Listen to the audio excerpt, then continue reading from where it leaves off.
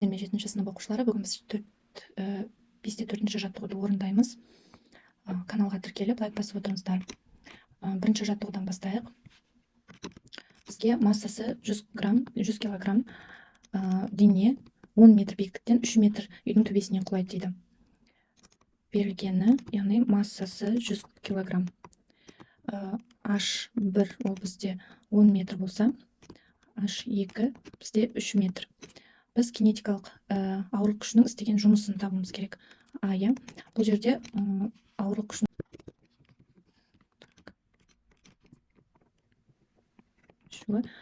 жұмыс бізде потенциалдық энергияға тең болады деп аламыз. Яғни mgh-ға тең. Бұл жердегі h бізде mg h1 минус h2 деп аламыз. Яғни потенциалдық энергияның өзгерісіне тең болады. Так, енді А тең болады, М бізде 100 килограмм, G бізде 9,8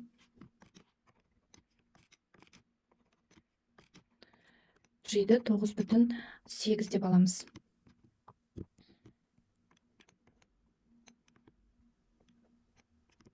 Сонда көбейтеміз 9,8 ньютон бөлінген килограмм, көбейтеміз 10 метрден 3 метрді азайтқанда.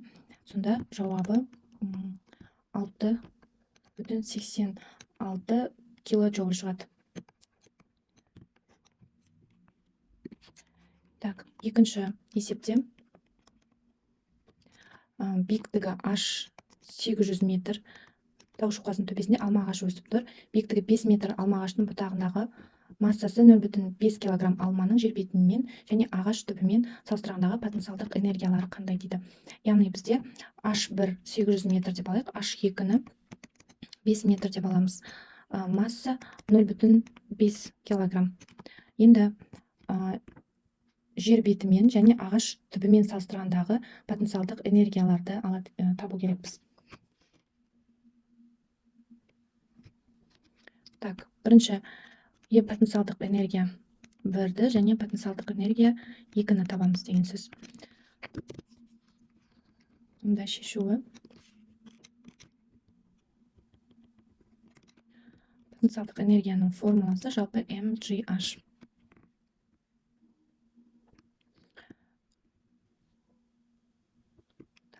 G-ді 9,8 деп аламыз, ньютон бөлінген килограмм. Енді потенциалдық энергия 1, ол бізде массасы 0,5 көбейту 9,8 көбейту 800. 3920 джоуль шығады. Бұны біз 3,9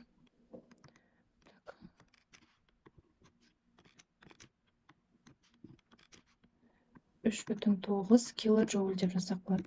Енді потенциалдық энергия 2, ол сәйкесінше 0,5 аламыз. Мына жақта 9,8 көбейту 5 метр аламыз. 5 метр тең болады 24,5 джоуль болады. Так, үшінші. Так, Нүрек су электростанциясында су 275 метр биіктіктен құлап ағады дейді. Так, берілгені H 275 метр. Әрбір секунд сайын сіздің бір трубасының 155 метр квадрат су ағып өтеді. Метр куб су ағып өтеді. Яғни бір трубадан көлемі 155 метр куб су ағады дейді. Бұл турбинада 1 секунд ішінде қанша энергия өндіріледі дейді. Уақыты бізде 1 секунд. Яғни энергиясын табуымыз керек.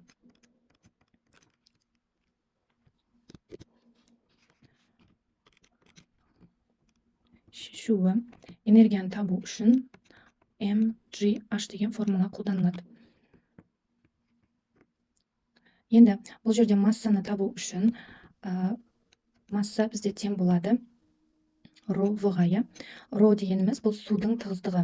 Ол 1000-ға тең болады. 1000 килограмм бөлінген метр куб. Осыдан біз массаны тауып алсақ болады. В бізде 155 метр кубты көбейтеміз 1000 килограмм метр кубқа. Сонда 155 көбейту 10-ның 3 дәрежесі килограмм қалады. Енді орындарына келіп қоямыз. Мына жерде потенциалдық энергияның формуласының орнына келеміз. Яғни масса бізде 155 көбейту 10-ның 3 дәрежесі, көбейтеміз 9,8, көбейтеміз h 275-ке. 275. Сонда бізде шығады 417 мың. Так, 417 мың 725 шығады. 725 шығады. Көбейту 10-ның 3 дәрежесі бар еще. И бұны ықшамдасақ.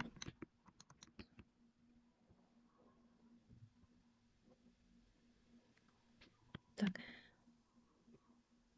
417,7 көбейту так, мегаджоуль деп ықшамдауға болады. Енді төртінші есепте дененің жер және ай беттерінен бірдей биіктікте потенциалдық энергиялары бірдей бола ма дейді. Яғни берілгені h бізде айдікі, ол h жердікімен тең дейді. Бірақ бізде еркін түсу үдеулері әртүрлі. Жердікі, G жердікі, ол бізде 9,8 ньютон бөлінген метрге тең болады. Ой, килограммға тең. Ал айдікі, G айдікі 1,6 ньютон бөлінген килограммға тең. Енді потенциалдық энергиялары жердікі мен потенциалдық энергия айдікін салыстырайық. Шешуі. Осы екі формулаларға қойып шығамыз, екі мәнді. Яғни m, g жердікі и h бөлеміз m, g айдікі h. Мына жақта бізде бірдеңе болғандықтан және биіктіктері тең болғандықтан барлығы қысқарады. Сонда бізде g жердікі бөлінген g айдікі қалады екен. Енді 9,8 бізде жердік еркін түсу үдеуі, оны 1,6-ға бөлетін болсақ 6 шығады. Яғни 6 есе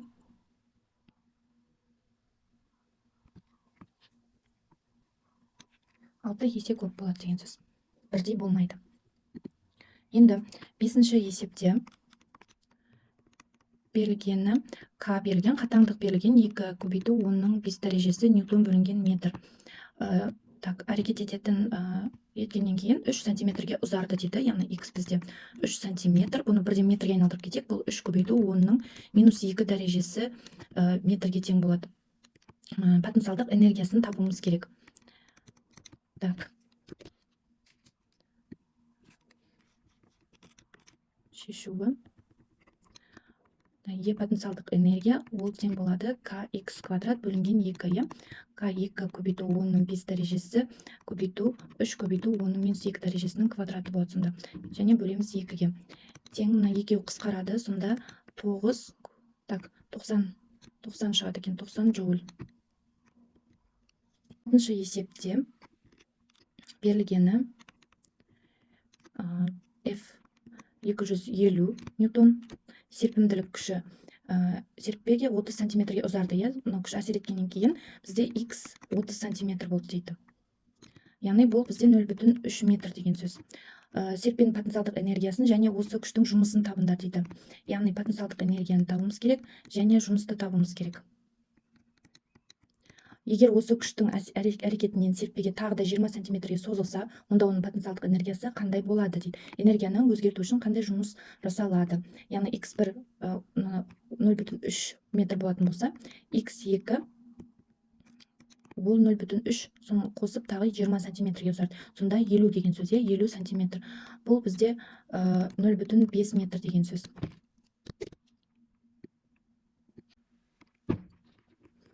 Бізде жұмысымыз бұл дельта Е потенциалдық энергияға тең болады. Осы потенциалдық энергияның өзгерісі ол тең kx квадрат бөлінген 2. 2-шіні аламыз. Екінші kx квадрат 1 бөлінген 2. 1-дің квадраты бөлінген 2 қалады. Енді бізге қатаңдық керек. Қатаңдықты табу үшін f тең kx деген формула қолданылады. Бұл жерде k-ны табу үшін f-ті x-қа бөлеміз. Яғни бірінші x1-ді аламыз деген сөз. Бұл 250-ді 0,3-ке бөлеміз. Тең болады.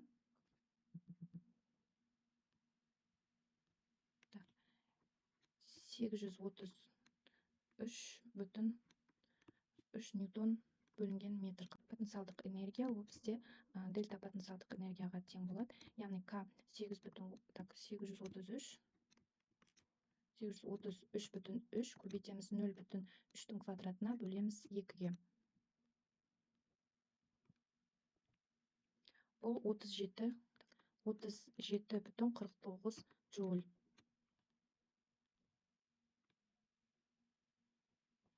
Енді екінші потенциалдық энергия, екінші 0,2-ге тағы ұзарғандағын табу үшін біз kx квадрат 2 бөлінген kx 1-дің квадраты бөлінген 2 тең. Сонда мәндерін орнына қойып шығайық.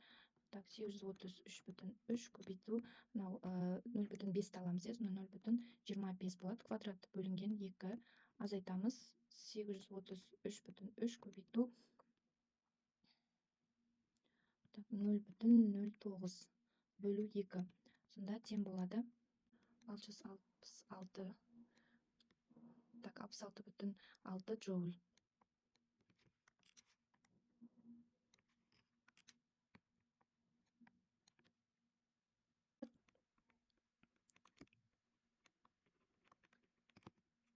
Берілгені x 6 сантиметр.